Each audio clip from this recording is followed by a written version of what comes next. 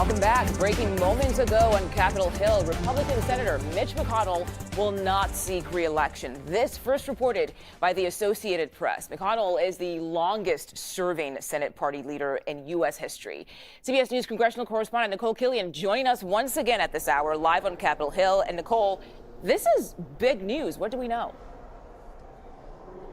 Yeah, it is big news, but not necessarily surprising in the sense that, of course, the former minority leader announced some time ago that he would not seek another term as leader, but would fulfill the end of his term. And so, according to the Associated Press, which got a copy of some of the remarks that he is expected to make on the Senate floor in short time, he is still going to hold up that commitment in terms of serving out the end of his term, which ends in 2027. He is expected to say, according to a prepared statement that was given to the AP, 7 times my fellow Kentuckians have sent me to the Senate.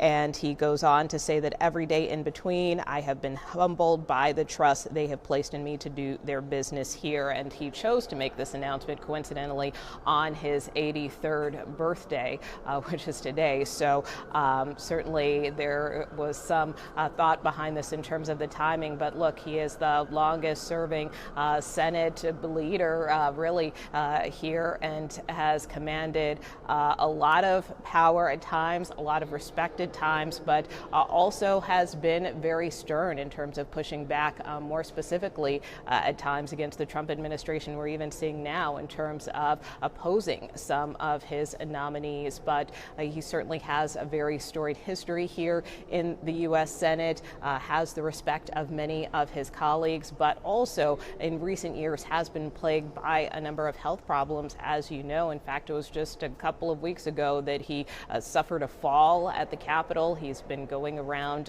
in a wheelchair as of late. It's not the first time that he has fallen.